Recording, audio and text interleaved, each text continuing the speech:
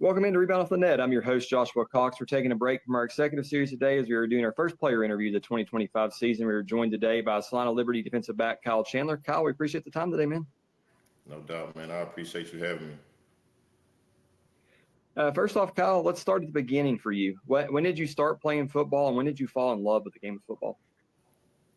I started playing, my first year playing contact football was in the sixth grade. My dad held me back. He didn't let me start just at a very young age. He held me back, but I always played like flag football. I always played outside in front of the house in the streets and all that. But my first year playing contact football was when I was in the sixth grade. Where did you grow up in the country? So I was born in Dallas and raised in Houston. And I lived in Florida too. Florida's my second home. That's where my dad's from, that side of the family. So I lived in South Florida for a little bit during my childhood, but majority of my childhood I was in Houston, Texas. Your dad played in the NFL. Tell us a little bit about your dad's career. Yep. So my dad from Jacksonville, Florida, he actually went to Alabama. He played college football at Alabama, Rolled Tide. And then he got drafted by the Cowboys, played for the Cowboys for 4 years. And he was with the Giants for 1 year. So he played about 5 years total. What position you play? Tight end. Okay. Yeah, tell us a little about your career, your high school, college career. We'll stop there. Where did you end up playing your college ball, and how did you decide to go there? So my first college I went to was Wayne State College in Wayne, Nebraska, a small school in Wayne, Nebraska, about 2 hours north of Omaha. I was there for 3 years. After my third year there, I transferred to Tarleton State. They were D2 at the time. They're D1 now. It's Stephenville, Texas, about, I say, an hour and a half, 2 hours southwest of Dallas. Finished up there. What position did you play kind of growing up? You started in sixth grade on through, and you talked about a little bit high school and college. What positions did you play throughout that process? So growing up, played a little bit of everything. I played quarterback, I played running back, I played receiver. I always played cornerback and safety, though. Other than that, those are my main positions, though. What was kind of after college? What was your kind of introduction to the arena indoor game? How did you get involved in that, and how did you find out about that? Okay, yeah. So after college, I actually was trying out for a lot of CFL teams because they hold camps all over the country, like in the spring. So I was trying out for the CFL, didn't really get an opportunity there. And then it was a couple of people that I guess you could say like my mentors, people that I trained with at the gym. They had played indoor ball, so they like introduced me to it. So this guy named Darvin Peterson, he actually he plugged me in with the San Angelo Bandits in 2015. Like one of his old teammates was a coach there. So he put me on there. So that's how I got my start in the CIF with the San Angelo Bandits, 2015. What's kind of the biggest adjustments for you going from outdoors to indoors? I always like to ask people that. So the main thing, especially playing DB, it's an offensive game. The main thing for me was the speed of the game and just adjusting to the high motion. So that very first game I played in, I just got thrown in the fire, So it was just trying to cover that high motion, thinking that I was in position and then always being like a step or two behind, So as I got more experience in the game, I adjusted. It's about alignment. It's about just kind of watching your film and studying your opponent and knowing what they want to do and watching the plays and all that, You ended last season in Salina. You've been on quite a journey. Tell fans a little about kind of your stops and where you were at kind of prior to Salina. Yep. So this upcoming season will be my 10th year. But my first year, 2015, I was with the San Angelo Bandits in the CIF. Got my first start there. 2016, I sat out that year. 2017, I was with the Corpus Christi Rage in the NAL. It was the inaugural season of the NAL. I was down there. 2018, I was in the AAL with the Georgia Doom. And from the Georgia Doom, I went to the Philly Soul. I got picked up at the end of my season with the Georgia Doom. Got picked up by the Philly Soul. Ended up playing in a playoff game. And then they brought me back that next year, 2019. Played that whole year. Ended up going to the Arena Bowl that year. Played against Albany. Then, 2020 was a COVID year. 2021, I was with the Jacksonville Sharks in the NAL. In 2022 and 2023, I was with the San Antonio Gunslingers. And then last year, I ended up playing on 3 different teams in one season. It was a crazy year. I played with the Louisiana Voodoo. We played one game against the Philly Soul, ended up folding shortly after that. Then I was back home just training, waiting for another opportunity. Ended up getting picked up by West Texas. Ended up playing one game there, and then we folded right after that. But I ended up having a good game. So my play from that game I played in got me recognized by Salina. So right after after we folded in West Texas, I got the call from Salina, and I got the opportunity there. So I ended up finishing my season in Salina. We're going to hit a few things throughout that journey. You played for legendary quarterback Clint Dozell in Philadelphia. What was it like playing for him? That's my guy, Coach Clint, man. One of the best coaches I ever played for. He definitely showed me the professional experience, you know. Like I felt like a pro when I went to Philly. You know, I seen how the AFL was actually on a different level than the other indoor leagues, you know. So playing for Coach Clint, I got that professional experience. Like Coach Clint, he leaves no stones unturned. We're gonna do everything preparation wise, and he gonna have you ready to play as far as film, practice, motivating the players. You know, just he took care of his players for sure. Yeah, we're going to hit one game there. You talked about a little bit of the Arena Bowl you played in Philadelphia there for Clint Dozell. Tell us a little bit about that game. Your teammates with Darius Prince, who was in Albany last year. Tell us a little bit about that game and that experience.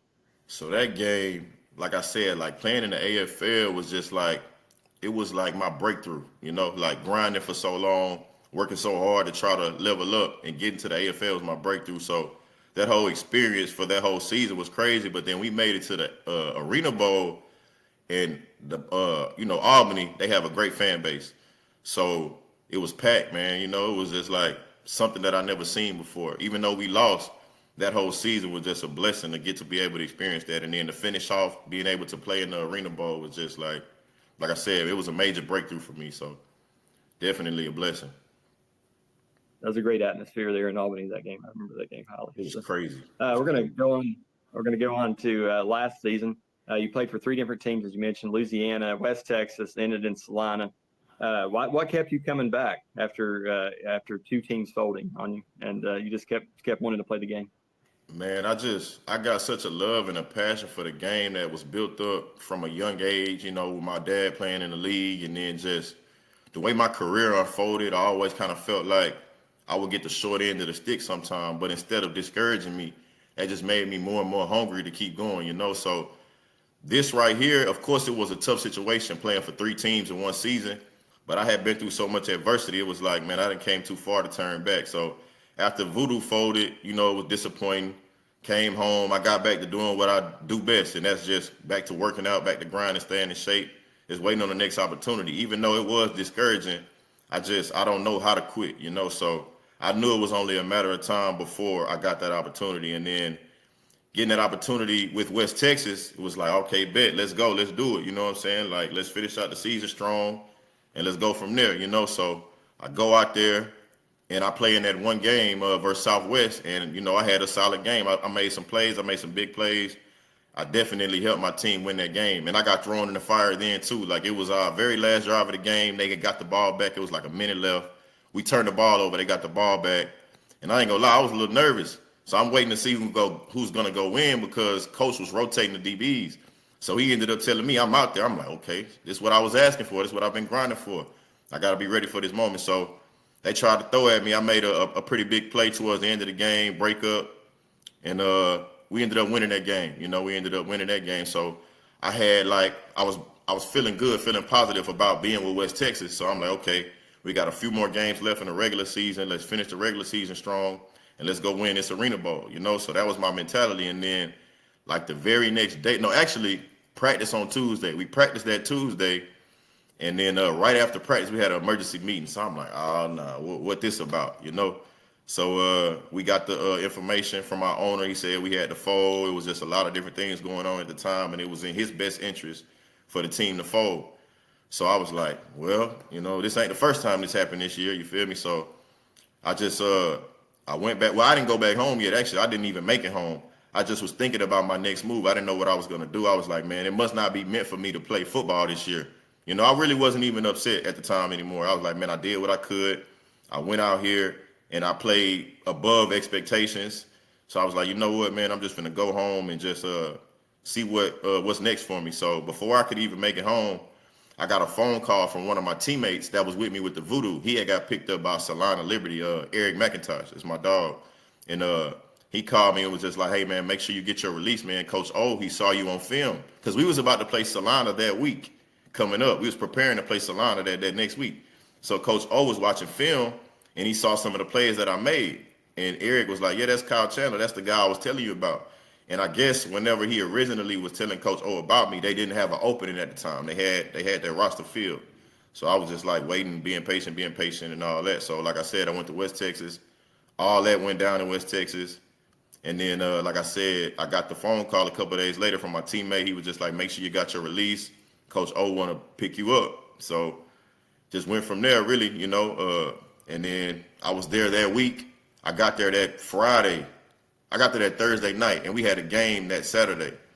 So I went out there, and Coach O and Coach Martinez, they explained to me the defense real quick, which in arena, all defenses are pretty much the same. They just have different terminology, and certain things might be a little different, but for the most part, they pretty much the same. So I caught on pretty quickly, and I feel like I excelled, So that first game, I ended up having 2 picks. One of them got called back though, but still on my highlight tape. But yeah, so that's how I got the opportunity in Salina. How was your experience in Salina? A great organization there with Coach O and everybody. How was that experience for you as you ended the season last year? No doubt, great organization. One of the best organizations that I've played for in my career.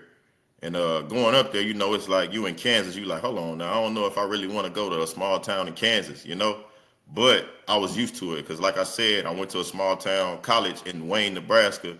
So they have some similarities. And then the town really isn't as small as you think it is. Like it does have a small city feel to it. So, and then just going and being a part of that organization and seeing how top notch the organization is, how they run things. They've been around for a while now, so they have everything in order down there. So it was just really a blessing to be able to go to an organization that isn't gonna fold. That you can go out there, you're gonna play the games on the days that they're on the schedule. So it was just a blessing to be there playing for Coach O. He's one of the best coaches I've had in the indoor game, hands down, as well. And it was just a great experience overall. It was better than I thought it was gonna be. Obviously, you liked it there in Salina, and you decided to re-sign when you probably had other opportunities. What made Salina the right choice to come back to? So the major reason I re-signed, like I said, the strength of the organization was a major reason why I re-signed. My relationship with the coaching staff was a major reason why I re-signed as well. And they ended up hiring one of my teammates, LJ, LaRoche Jackson. I played with him in San Antonio, and we developed a relationship there. So he kind of convinced me as well, So just them being a strong organization, I know I can go there and we're going to play a full season because, that's such a strong organization. And then my relationship with the coaching staff and LJ being brought in was basically like a sign, like, okay, this was my number one option. And then they signed my guy LJ. And that was just like, that was a sign for me to, it's meant to be, So that's why I re-signed. Yeah. You played for some great coaches over the years, but what stands out about Coach O that you really like? I would say Coach O's experience as far as he played the game as well as, been coaching for a while, has been successful. He played at the highest level of the NFL. And then I believe that I could relate to Coach O and he could relate to me. And it was just something about it, like me and him just worked well together. Like he told me what he wanted done and I executed, and he allowed me to play with freedom as long as I played within the system. So that was really the main thing. Like Coach O is just a great coach, and he allows you to be yourself. And that was pretty much it. I felt comfortable. I felt like it was home, so it was a great experience for sure. And I'm looking forward to the future. You made the Final Four in the playoffs last year in the AFL. You all went to Albany and gave them all they could handle for three out of 4 quarters. What do you think you all need to do to take the next step to win a championship this season? I believe that everybody has to buy in, and I believe that we definitely have to limit limit mistakes. Of course, that's a very simple explanation, but I believe that we have the roster in place. We for sure have the organization. We for sure have the coaching staff, a championship. We have a championship organization. So I believe if we limit the mistakes and just stay locked in, we can get further than we went last year. We can make it to that Arena Bowl. What do you like to do when you're not playing football? What are some of your hobbies? Oh man, uh, I work at a gym, so working out is huge for me, So that's I spend a lot of my time training because that's just something fun. Like even if I didn't play football, I would still train like I was playing ball, So other than that, I'm a big family guy, very family oriented person. That's how I grew up. Always spending time with my family, traveling, do a lot of traveling in the off season, and mainly that's it right now. What do you want fans to know about you or your team as you head into the 2025 season? I would say don't sleep on the Salina Liberty. Just because we have a smaller market, versus some of the other markets in AF1. Don't sleep because, like I said, having a strong organization means that when it comes down to it, you're gonna always be in contention to make the playoffs, of course, and make it to that championship. So having a strong organization is major. It's very important when you're in the indoor world, And that was one of the major reasons why I signed back because I just got tired of dealing with the shakiness of certain teams and organizations. So knowing that Salina is very established, yeah, that's pretty much it with that, for real. Don't sleep on Ended us. up in a great. Where can fans follow you all on social media? So my Instagram, I post a lot of training content, football content. My Instagram is Kylue Chandler, KYLUE_Chandler, CHANDLER.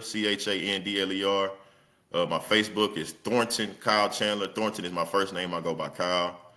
And I'm on TikTok as well, LueFit, LUE_fit. And that's pretty much, I'm not really active on other social media sites like that, but that's pretty much it. Sounds great. Man, we appreciate your time. Best of luck this season. We'll talk to you down the road. No doubt, Joshua. Appreciate you, man.